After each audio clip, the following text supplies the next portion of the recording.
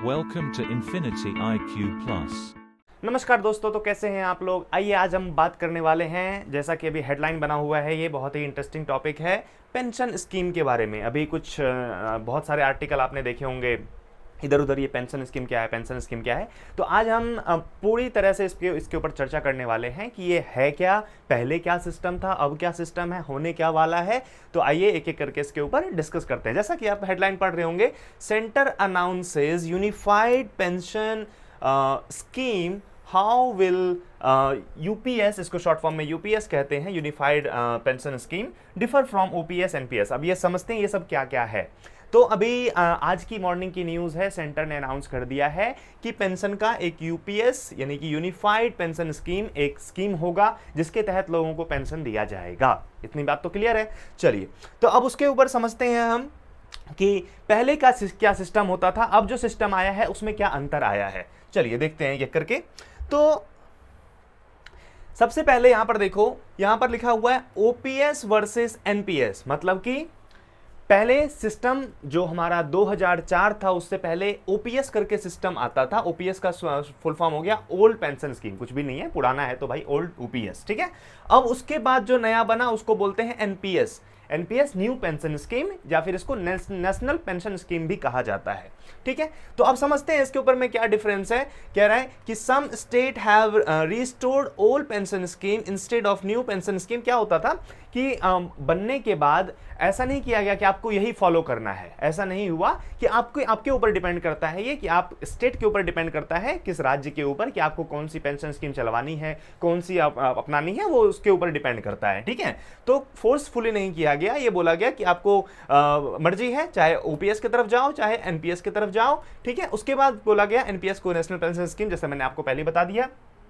तो सारे government employ के लिए ये बोला गया कि आपके ऊपर डिपेंड करता है किसके थ्रू जाओगे आप, ठीक है। आपके राज्य में कौन सी गवर्नमेंट है, क्या चुन रही है, वो उसके तरफ से आपका वो होगा, ठीक है। तो यहां पर क्या बोला गया कि both these scheme provide a monthly pension scheme for central and state government employee after retirement. ये बात तो पता है ना आपको, पेंशन तो सुनते आ रहे हो बचपन से, सरकारी नौकरी मतलब क्या कि जो जितने भी सेंटर के एम्प्लॉय हैं, सेंट्रल गवर्नमेंट के एम्प्लॉय हैं, केंद्र सरकार के और राज्य सरकार के, दोनों के एम्प्लॉय को क्या मिलता है, पेंशन मिलता है। यानी कि आफ्टर रिटायरमेंट, जब वो बूढ़े हो जाते हैं, वो काम नहीं कर सकते अब उस क्षेत्र में, तो वो क्या हो जाते हैं, रिटायर हो जाते हैं। तो उनको एक सर्टेन अमाउंट दिया जाता है, मंथली बेसिस पे हो गया या एक ही बार में हो गया, तो ऐसा कुछ दिया जाता है उनको, या फिर टोकन ऑफ थैंक्स दिया जाता है, ग्रेटिट्यूड जिसको बोलते हैं।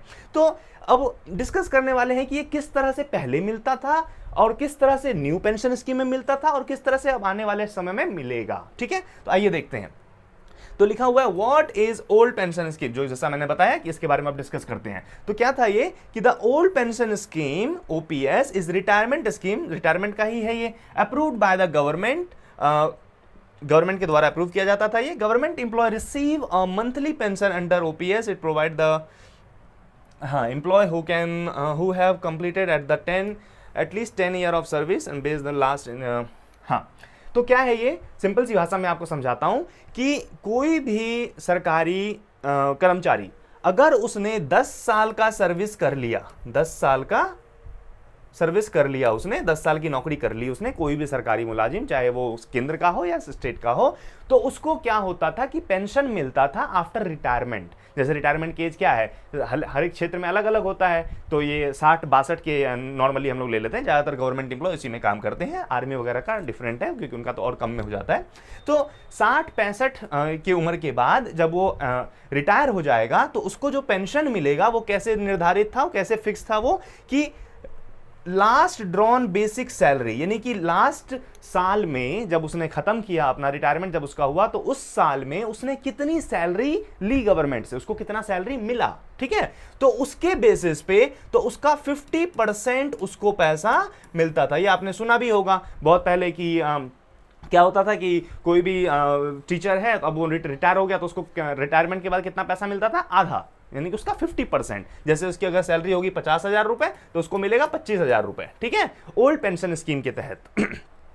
लेकिन इसमें यह था कि इसमें कोई डिडक्शन नहीं होता था आपके सैलरी में से। जैसे अभी सुनते हो ना कि आप लोग बोलते हैं कि अभी सैलरी कितनी है, कोई बताता है 50,000, भाई कट कुटा के कितना आएगा ये बताओ, ठीक है। अब सीधा सवाल मुद्दे की बात ये लोग पूछते हैं कि कट कुटा के इन हैंड कितना आएगा, वो सैलरी तो बहुत होती है लोगों की, कट कुटा के इन हैंड कितना आएगा, तो जो कट कुटा के जाता है ना वो इधर सब में ही जाता है, ठीक है। लेकिन ओपीएस में जो था ओल्ड पेंशन स्कीम में थ्रू, इसमें कट कुटाने वाला कोई सवाल ही नहीं था। पहले क्या होता था कि आपके सैलरी में से कोई पैसा नहीं कटेगा, गवर्नमेंट ही पे करेगी इस पैसे को, जितना भी आपका जो भी ये 50% का जो भी रिटायरमेंट के बाद जो पैसा मिलेगा ये टोटली गवर्नमेंट के ऊपर जाता था कि गवर्नमेंट ही पे करेगी, ठीक है। तो ये थी इस ओपीएस की खास बात, मेन मुद्दे वाली बात, ठीक है। तो वही सब चीजें हैं इसके अंदर जो मैंने आपको समझा दिया। अब समझते हैं कि ओल्ड पेंशन स्कीम का एडवांटेज और डिसएडवांटेज क्या था। पहले जो सिस्टम चलता था उसका एडवांटेज और डिसएडवांटेज क्या था कि ये था कि it assure life long income post retirement, यानी कि इसमें कुछ ऐसा तो था नहीं, जब तक भाई आप जिंदा हो, रिटायर हो गए सरकारी नौकरी से, तो आपको हमेशा पेंशन मिलता रहेगा। अगर आप आपकी डेथ हो गई तो आपका जो स्पाउस है, आपकी जो वाइफ है, उसको फिर वो पैसा कंटिन्यू रहेगा। कितनी अच्छी बात थी, है ना, पेंशन स्कीम की। अब गवर्नमेंट का भी दुख दर्द समझते हैं कि गवर्नमेंट ने इसको क्यों खत्म किया। तो ये क्या था कि लाइफ लॉन्ग इनकम देगा ये। Employee get pension under the pretended formula of 50% last drawn salary, जैसा मैंने बताया आपको 50% का सैलरी जो मिला उसको, उसका 50% उसको मिलेगा पेंशन के तहत, ठीक है। Average earning in last 10 month of the service, और ज्यादा भी हुआ तो वही है, और कम भी, मतलब 10 साल तक का उसका सर्विस करना होगा तब जाके उसको 50% के आसपास मिलेगा। Employee pension increase with the revision of DA twice a year, मतलब डेली अलाउंसेस वगैरह जो होता है ना कि आप कहाँ रहते हो, उसके शहर का जो खर्चा वर्चा होता है तो वो इंक्रीज होता रहता है, घटता बढ़ता रहता है, मतलब घटता तो नहीं है, बढ़ता ही रहता है। तो उसके हिसाब से वो फिर उसको रिवाइज भी किया जाएगा, यानी कि फिक्स है वो, ठीक है। फिर उसके बाद क्या है, क्योंकि पे स्केल और क्योंकि सरकारी कर्मचारी को क्या होता है, बहुत सारे अलाउंसेस भी मिलते हैं ना, तो वो भी डिफर होता है। तो हम अभी जनरली बात कर रहे हैं पे, ठीक है, कि उसका बेसिक पे क्या था सैलरी पे, ठीक है। फिर there was no deduction from the salary employee, ये बात जो थी ये मेन थी, इसके तहत ही लोगों को बहुत ज्यादा वो हो गया था, प्यार हो गया था इससे। क्या था इसमें कि नो डिडक्शन फ्रॉम सैलरी, कोई डिडक्शन नहीं होगा सैलरी से। The government bear the expenditure, अब गवर्नमेंट को पूरा ये पे करना पड़ता था। एम्प्लॉय का तो झंझट खत्म, भाई मुझे तो कोई टेंशन ही नहीं है, मैं नौकरी कर रहा हूँ, रिटायरमेंट के बाद मुझे पैसा मिलेगा, पैसा भी मेरे सैलरी से नहीं कट रहा है कुछ, तो अच्छी चीज थी ये एम्प्लॉय के लिए। It provide guaranteed inflation and pay commission indexes, मतलब ये फिर उसके बाद क्या था, retired government employee and their spouses, मतलब जो मैंने बताया वही सारी चीजें। उसके बाद क्या है, डिसएडवांटेज ऑफ ओपीएस। अब इसका डिसएडवांटेज क्या था, एम्प्लॉय की तरफ से तो इसका कोई डिसएडवांटेज नहीं था, क्योंकि उनको क्या था कि पैसा भी नहीं कट रहा है, पैसा आ भी रहा है बाद में। लेकिन सबसे ज्यादा जो प्रॉब्लम था इसको किसके ऊपर था, गवर्नमेंट के ऊपर था, क्योंकि गवर्नमेंट क्या हो रहा है कि कोई भी पैसा काट तो रही नहीं है, उसको अपने जेब से पैसा देना है। अब भाई कोई कर्मचारी सर्विस करके गया तो उसको उस दौरान सैलरी तो मिल ही रही है, उसके बाद रिटायर हुआ तो उसके बाद उसको पेंशन मिल रहा था। गवर्नमेंट वो पेंशन वाला पैसा लाएगी कहां से, हर एक चीज का एक बजट एलोकेट किया जाता है ना कि ये पैसा यहां से आएगा, तो यहां से कमाएगी गवर्नमेंट तो यहां पे देगी, ठीक है। लेकिन यहां पे क्या था कि उसका कोई इनकम का सोर्स ही नहीं था, भाई पेंशन आएगा कहां से, तो गवर्नमेंट के ऊपर में it is massive pension burden on centre and state government, क्योंकि इसके बहुत बड़ा बर्डन हो गया भाई, छोटा अमाउंट तो नहीं होता है, गवर्नमेंट के कितने सारे कर्मचारी होते हैं, तो उन सबको पैसा जो आएगा वो कहां से आएगा। There is no corpus created for pension which could grow continuously and reduce the government liability for pension payment, यानी कि मैंने बताया ना कोई सोर्स ही नहीं था कि पैसा आएगा कहां से कि कहां से दिया जाएगा, तो जो एक्स्ट्रा बर्डन हो रहा था ये गवर्नमेंट के ऊपर में, वही चीजें लिखी हुई है। It is unsustainable since the pension liabilities would keep increasing every year, क्योंकि अब हर साल नए नए कर्मचारी आते जा रहे हैं, गवर्नमेंट अपने आप को एक्सपेंड कर रही है, हर क्षेत्र में जा रही है, तो बहुत सारे एम्प्लॉय आते रहेंगे, तो अब उसका पेंशन भी तो बढ़ता रहेगा ना भाई, अब रिटायर भी होते रहेंगे लोग, तो वो एवरी ईयर ये बर्डन बढ़ता ही जा रहा था सरकार के ऊपर।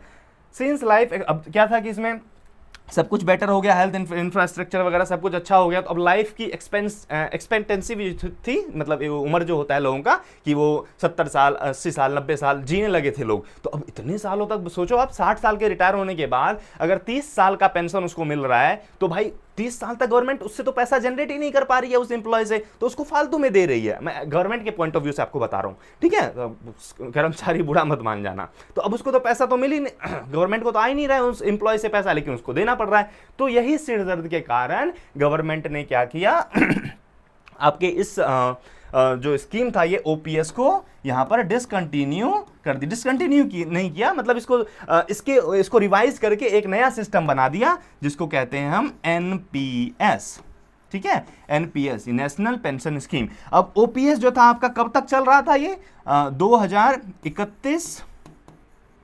31 दिसंबर 2003, 31 दिसंबर 2003 तक ये आपका चल रहा था। उसके बाद आपका ये 1 जनवरी से 1 जनवरी 2004 से ये आपका ये लागू हो गया, 1 जनवरी 2004 से। उसमें भी लोगों के ऊपर मतलब ये हुआ कि अब इसके बाद से जो भी एम्प्लॉय अब नए हायर हो रहे हैं, जब जो पुराने वाले थे उसको तो उसी के हिसाब से मिलेगा, लेकिन जो नए वाले एम्प्लॉय जो हायर हो रहे हैं अब उनको ये एनपीएस के तहत से मिलेगा, ठीक है, जो कि 2004 के बाद से जो भी न्यू हायरिंग हुई है उनको एनपीएस के तरफ से, एनपीएस के प्रावधान से मिलेगा। अब समझ लेते हैं एनपीएस अब क्या था। ओपीएस तो आपको समझ में आ गया होगा इसलिए लोगों को बहुत ही ज्यादा प्यार था ओपीएस से, और लोग प्रोटेस्ट वगैरह कर रहे थे, लेबर वगैरह जो कर्मचारी वगैरह है वो प्रोटेस्ट कर रहे थे कि हमें दोबारा से ओपीएस चाहिए। अब गवर्नमेंट कहां से देगी भाई, खर्चा तो, पैसा तो लिमिटेड है।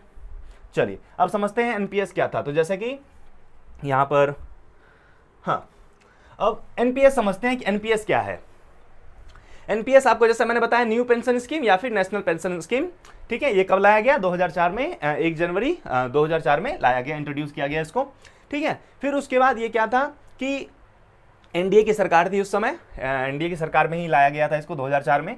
हाँ, फिर उसके बाद अब ये क्या था इसमें, तो government launch NPS alternative to the existing, जो ओपीएस चल रहा था पहले से उसका अल्टरनेट बनाया गया, to provide citizen with a secure and stable retirement income, ठीक है। अब उसके बाद मतलब कि जो गवर्नमेंट एम्प्लॉय होंगे तो उसको भी अब पेंशन मिलेगा एनपीएस के थ्रू, जिससे वो सिक्योर रहे, ठीक है, उनका फ्यूचर आगे।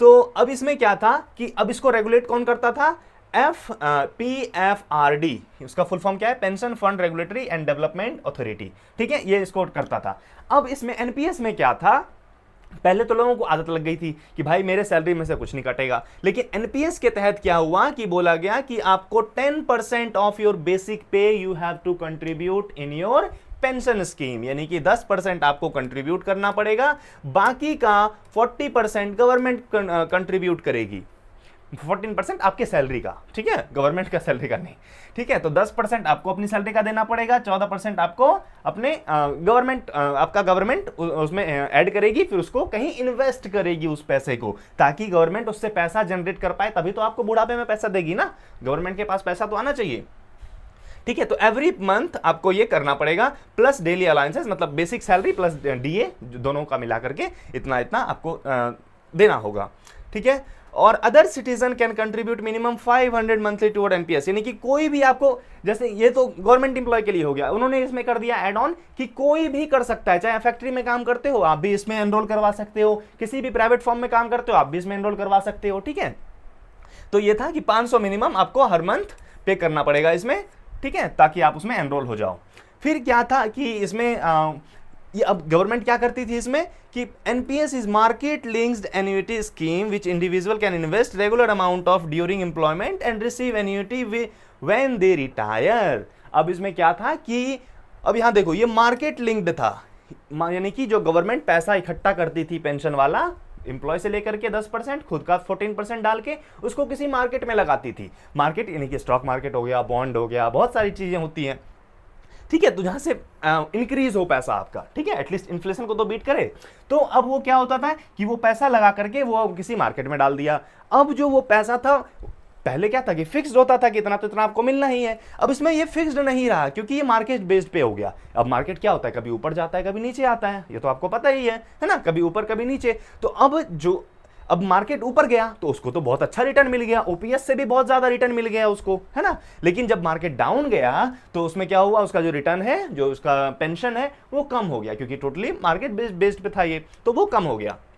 तो इसलिए लोग बहुत सारे नाखुश थे इसके ऊपर कि भाई ये क्या हो रहा है, पहले हमें पैसा ना देने की आदत थी, अब तुम पैसा ले रहे हो, लेकिन उसमें भी जो है हमारा जो इन्वेस्टमेंट है वो फिक्स्ड नहीं है, हमें कोई एश्योर नहीं किया जा रहा है कि आपको इतना % दिया ही जाएगा, ठीक है। तो ये था इसकी नाकामियां, मतलब डिसएडवांटेज, ठीक है। फिर उसमें क्या था कि फंड मैनेजर जो था आपका वो रेगुलेट करता था आपके, ये एसबीआई, एलआईसी, यूटीआई, ये सब नाम सुना होगा आपने, इसमें पैसा डालते थे वो लोग, और इसके फंड मैनेजर डिसाइड करते थे कहाँ हमें पैसा लगाना है, और वो उस हिसाब से करते थे।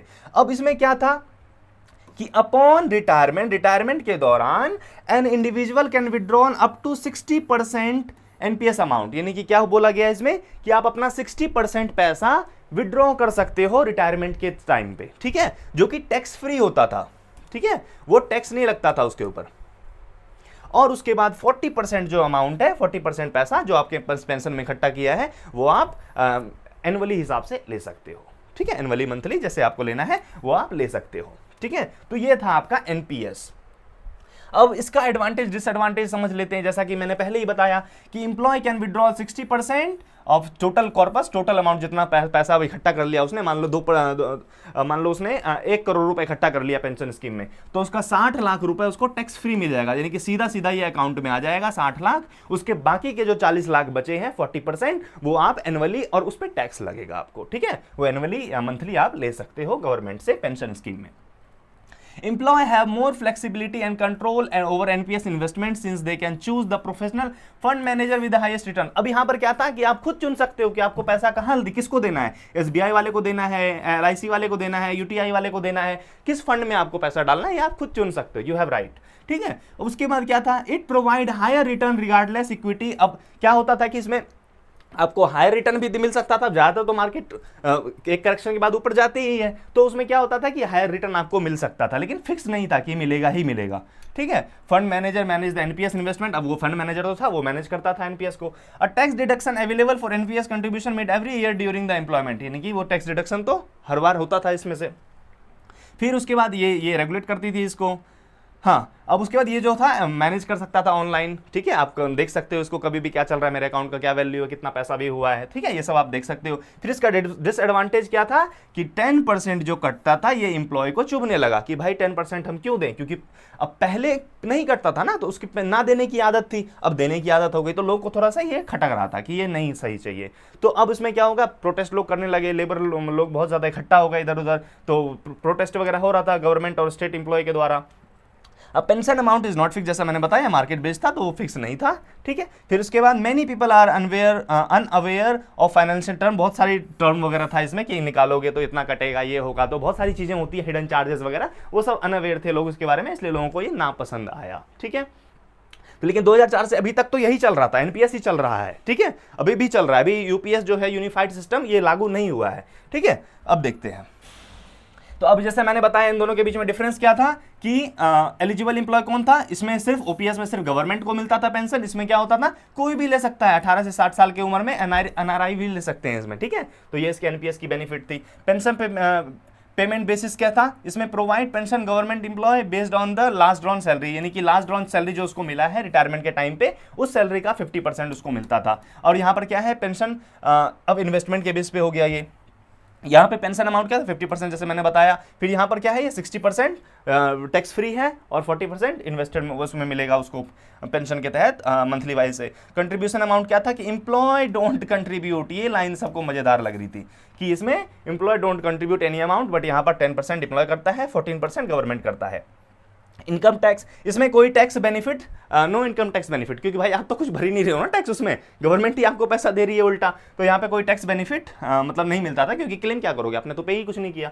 तो यहाँ पर लेकिन आप एटीसी के तहत एटीसी जब इनकम टैक्स फाइल करते हो तो आप 1.5 लाख तक का बेनिफिट आप ले सकते हो इसके तहत, ठीक है। फिर उसके बाद क्या है, tax on pension amount, the pension amount is tax free, ये जो होता था टैक्स फ्री होता था, इसमें कोई टैक्स नहीं लगता था, और यहाँ पर 60% पे टैक्स फ्री है, बाकी 40% पे टैक्सेबल है। तो ये आपको समझ में आ गया ओपीएस और एनपीएस में क्या डिफरेंस था। अब हम बात करने वाले हैं जो नया वाला जो कानून आया है, यानी कि नया वाला जो इंट्रोड्यूस किया गया है उसके बारे में, कि ये यूपीएस क्या है, यूनिफाइड पेंशन स्कीम क्या है।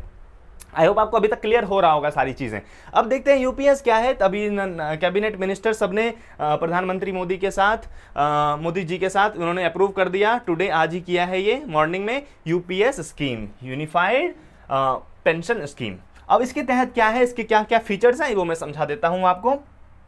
अब इसके ऊपर ये भी कोई फोर्सफुली नहीं किया गया कि आपको इसको मानना ही मानना है, ये भी क्या है, एक आपको चूज करना है कि आप ये इसके तरफ जाना चाहते हो या फिर एनपीएस के थ्रू जाना चाहते हो, अप टू यू, ठीक है, अप टू स्टेट गवर्नमेंट, ठीक है।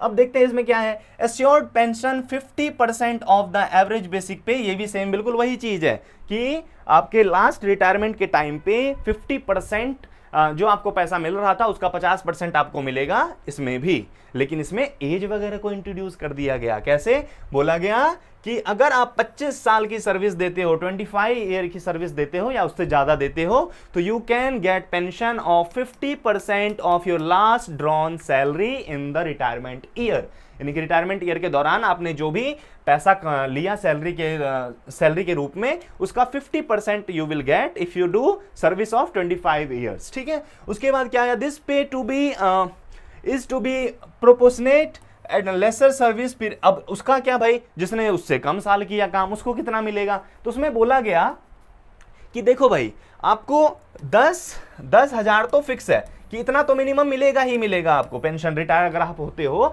तो 10,000 तो आपको मिलेगा ही मिलेगा। लेकिन ये अब जिसने 25 साल किया तो उसको 50% मिल रहा है। ठीक है। अब जिसने इससे कम किया तो उसको प्रोपोर्शनेट अमाउंट में मिलेगा। जैसे कि मान लो 50% मिल रहा है, तो अब जैसे मान लो किसी ने किया 24 साल, तो 24 साल का कितना मिलेगा उसको? 48%, 48%। ठीक है। प्रोपोर्शनेट वैल्यू में कम होता जाएगा। मान लो किसी ने 20 साल किया, तो 20 साल किया तो उसको कितना मिलेगा? 40%। ठीक है। इसका डबल कर दो बस सीधा। जैसे 100 का हो रहा था ना, 100 का हो रहा था, 100% पहले सैलरी होता था तो 50% मिलेगा, है ना। 100 का 50% हो गया, आधा हो गया। तो अब ये हो गया इधर। फिर उसके बाद आपका 100 ईयर नहीं है, 50 ईयर है, मतलब 25 ईयर है। 25 ईयर में कितना मिलता है उसको? 50% मिला।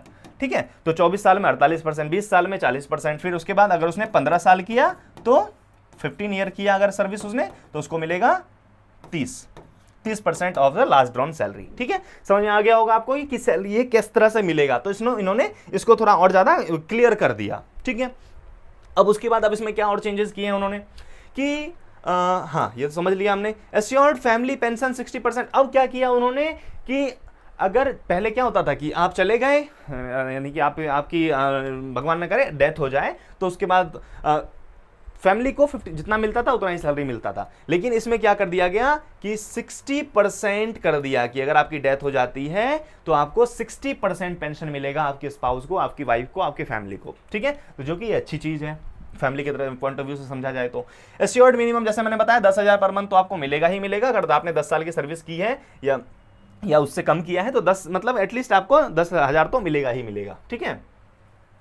मिनिमम 10 ईयर, मतलब 10 साल तो कम से कम करना पड़ेगा आपको सर्विस। ठीक है। फिर उसके बाद क्या था कि इन्फ्लेशन इंडेक्सेशन। अब ये देखो क्या है, ये समझ में पॉइंट नहीं आएगा। क्या है ये? सिंपल सी भाषा में आपको समझाता हूं कि ये जो पेंशन मिलती है, कोई भी चीज जो पैसे का कोई भी कारोबार जो होता है, ठीक है, वो इंडेक्स को देख करके किया जाता है। सैकड़ों इंडेक्स है। इंडेक्स जैसे कि रेपो रेट हो गया, आपका इन्फ्लेशन इंडेक्स हो गया, बहुत सारे इंडेक्स को ध्यान में रखते हुए ये चीज किया जाता है। तो ये बोला गया है कि इन्फ्लेशन इंडेक्स को भी ध्यान में यहां पर रखते हुए किया गया है कि जो भी पैसा मिलेगा वो इतना होना चाहिए कि जो भी इंडेक्स है जो बताती है हमें कि हमें जीने के लिए कितना पैसा चाहिए मिनिमम, तो उतना पैसा तो इसमें मिलेगा। तो वही बता रही है कि इंडेक्स को ध्यान में रखते हुए भी ये काम किया गया है। अब यहां पर क्या है कि 5th पॉइंट है कि lump sum payment at superannuation in addition to gratuity. अब ये क्या बताया गया है कि अगर आप पैसा एक बार में उठाना चाहते हो, ठीक है, जैसे कि लमसम में एक ही रिटायरमेंट हो गया, आपको पैसा चाहिए, कोई बिजनेस डालना है, कोई काम करना है, ठीक है, तो आप लमसम में पैसा उठा सकते हो। वो कितना उठा सकते हो? और एक और चीज है कि आप ग्रेटिट्यूड भी उठा सकते हो। ये क्या होता है कि टोकन ऑफ एप्रिसिएशन होता है कि आपने सर्विस अच्छी करी तो उसमें भी कुछ एक सर्टेन अमाउंट होता है, वो दिया जाता है। फिर उसके बाद लमसम आप कितना उठा सकते हो? 1/10 ऑफ योर मंथली एम्यूलमेंट पेड। समझाता हूं सिंपल भाषा में क्या है ये कि मतलब कि जितनी भी आपकी सैलरी थी उस लास्ट ईयर में, जितनी भी आपकी सैलरी थी रिटायरमेंट के टाइम पे, तो उसका आपको 1/10, जैसे कि मान लो आपकी सैलरी थी अगर 1 लाख रुपए, 1 लाख अगर आपकी सैलरी थी तो उसका 1/10 कितना हो गया? 10,000 रुपए हो गया। 10 के 10,000 रुपए हो गया। अब 10,000 पे प्लस इसमें क्या था? डीए डेली अलाउंसेस को जोड़ दो और डिवाइड, चलो डिवाइड तो मैंने पहले ही कर दिया, ठीक है, तो ये इतना हो गया। और इनटू में यहां पर क्या बोला गया? Every completion of 6 month of this payment will be reduce to quantum of assured pension. यानी कि अब इसका हर 6 मंथ का एक साल में 2 6 मंथ होते हैं, तो इसको 2x से मतलब मल्टीप्लाई कर दो। जैसे जितने साल उसने सर्विस किया, मान लो उसने 20 साल सर्विस किया, तो 2 × 20 में 20 से मल्टीप्लाई कर दो। तो अब इन सबको गुना करने के बाद जो पैसा आएगा वो पैसा उसको दिया जाएगा एज अ लमसम अमाउंट, इकट्ठा। आपको पहले क्या होता था कि 60 एनपीएस में 60% लमसम आप ले सकते थे, लेकिन यहां पर क्या कर दिया गया लमसम को कि आपको जो भी आपका पे था उसमें डीए जोड़ दो और उसको आप जितना साल आपने सर्विस किया है उसको हर 6 महीने में बांट लो और 2 से गुना कर दो। बस ये हो गया आपका। तो ये इतना लमसम आप उठा सकते थे, ठीक है। अब जैसे एक रफ आइडिया मैं आपको समझा दूं, अगर ये पार्ट आपको कॉम्प्लिकेट हो रहा है तो मैं समझा देता हूं आपको कि ये कैसे समझोगे आप। देखो अगर इसको मैं करूं, देखो जैसे मान लेते हैं एक फिगर से हम समझ लेते हैं।